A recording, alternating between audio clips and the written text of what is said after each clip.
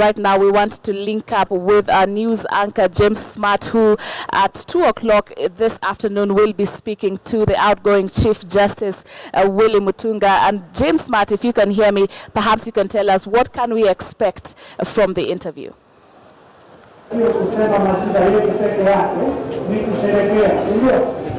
Well, thank you very much, Sharon. We are here in Korogocho Parish Church, and what's happening today is that the Chief Justice is having his final public engagement, if you like, here at this church. He considers Korogocho, just for a bit of a background, he considers this place, Korogocho, as his home and his entire place. But he's here today for his legacy. He's going to have a public discussion. As we speak now, the church service is just about to end, which has been on until 10, from 10 in the morning up to I think 12:30, and it's just ending right now. But afternoon, we will be able to have a discussion with him, a one-on-one interview, and a town hall kind of format. I just want to bring in Raphael Obonyo, who's one of the organizers of this event. Raphael, this is the CJ's last public function. Why here? Because CJ has always considered Korogocho to be his home. When he was still with the civil society at Kituo cha Sheria, Kenya Human Rights Commission, he came to Korogocho many times to share in the struggles of the people of Korogocho, to provide legal services and to help people of Korogocho to be able to conquer poverty and to conquer injustices. When he was first appointed to be the Chief Justice, he arrived here again to ask people of Korogocho for blessings and also to ask them to help him in his journey as a Chief Justice. Today he is coming back to Korogocho to say, you gave me a chance, you blessed me to be in office, and now I'm coming back to let you know what I've been able to do and to let you know also that the struggle has just begun. The struggle continues. Well, Raphael, this CJ's tenure has been very different. He's been most, as what would say, a man of the people. He's tried to bring the judiciary close to the people. And some of the things that he'll be talking about afternoon when we have a public discussion with him. One of the things, I mean, CJ has been able to do quite a bit of things, but one of the most important things that he's been able to do is to enhance access to justice, to make sure that the courts are not seen as institutions that are hostile to the people, but institutions that are supposed to serve the people.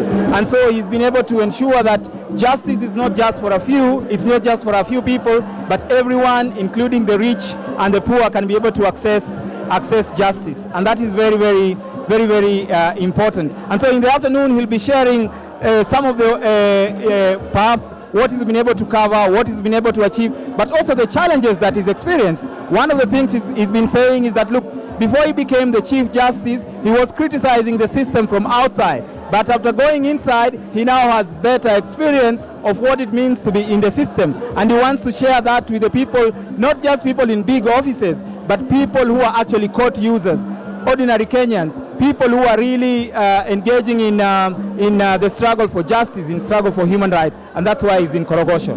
Let's talk about his legacy for a second here. As someone who knew him before, and then he came into office and now he's leaving, what sort of legacy? I mean, there are a lot of things that we'll be talking about, you know, his time in office, the difficulties, the challenges, the politics and therein, and his transformation, if you like, in the judiciary. What do you think will be the overriding factor in his legacy, if you like, as someone who've known him? I think one of the things he'll be talking about, and one of the things that I think will be his legacy, is that he's made the judiciary friendly to the people. He's been able to establish things like court users initiatives. He's been able to bring judges to the communities. Before, judges never left the corridors of the judiciary. They were always at the judiciary. He's been able to ensure that judges don't just sit at the judiciary, but judges mix and interact and integrate with the people. That is extremely, extremely important. So I think one of the things he'll be talking about that, look, I went in when the judiciary was hostile, when the judiciary was unfriendly, but look at it today. Anyone can walk in, anyone can walk out, anyone can ask any judge to come to the community, anyone can criticize rulings by any judges. Before, the judiciary and judges were actually demigods. You could not question their action. But today, we are able to interact with these judges. We are able to understand why they make judgments or rulings the way they do. That never used to happen. He's been able also to decentralize the judiciary. Today, we have mobile courts. We have not just courts in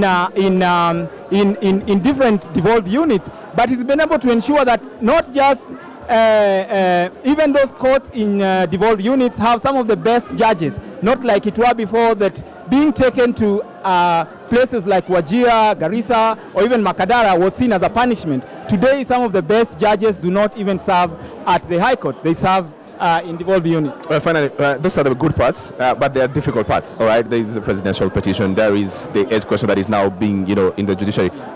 Those are difficult questions that he'll go away with. Finally, as we finish. Yeah, I think there are many. There's a lot that remains undone. One of the things, for example, you're going to realize, and one of the things that people have been asking is, how was the ruling for the 2013 presidential election petition done? And we are waiting for him also to explain that. Many people have been tweeting, many people have been sending in questions. One of the difficult questions that he has to contend with and people want to hear is, how was that ruling made so fast and so easy like that? Some of the things that people will also be asking is, why is it so difficult for us to get a new Chief Justice? Why is there a power struggle? And why is it that he's not been able to provide the kind of leadership that is required? He's also been blamed for being an activist judge, and which is a very dangerous thing. So people are also asking, what legacy are you leaving behind? Especially, have you set a strong foundation, or what you've done was all about you? It is during his tenure that we were able also to discover serious scandals at the judiciary. The question is he leaving? Is leaving, but have those matters been resolved? So I think there are many questions that people will be asking him, and we are hoping that he's going to respond to them. And he said this is a town hall, and is willing to respond to each and every question, and is open to anyone who has a question for him this afternoon. All right, willing and open to answer all those questions right from Korogocho town hall. They set up in the next 45 minutes, I believe. We will be having that discussion, talking to Raphael Lobono there, who's from this community, a rising star, and part of the people who organized this sitting on this channel at this station at about 2 p.m. Myself and the Chief Justice, plus the community here, will be asking him the difficult questions. We'll be talking about his legacy, the things that he would want to be remembered for, given that this is his last public appearance. Sharon, thank you very much. That's it for us, Sharon. All right.